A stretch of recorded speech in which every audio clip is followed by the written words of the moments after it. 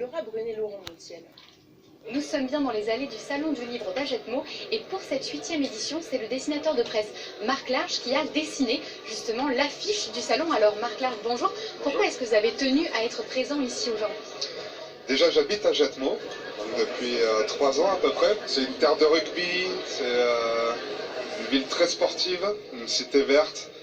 Donc l'idée c'était de faire un petit clin d'œil aux couleurs d'Ajetmo au travers du rugby et du livre.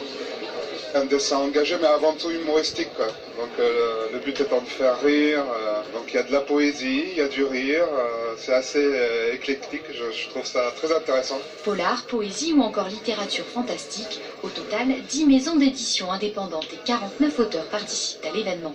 Ici, pas de genre dominant mais une ambition commune, le salon se veut avant tout éclectique et régionaliste.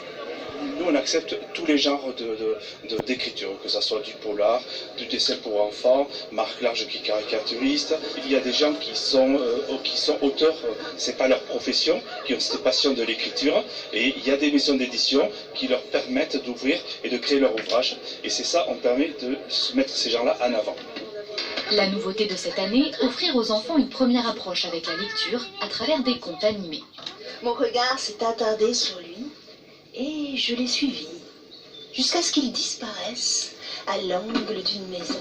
C'est parfois facile d'écouter une conteuse, mais ça permet aussi de faire marcher l'imaginaire, de se dire qu'après tout, une lecture, ça peut être aussi très intéressant. Pour cette 8e édition qui se déroule le jour de la Journée de la Femme, les organisateurs ont tenu à rendre hommage aux écrivaines à travers 2 conférences animées par des femmes auteurs, un événement qui a réuni cette année encore près de 1500 visiteurs. C'est la fin de cette édition.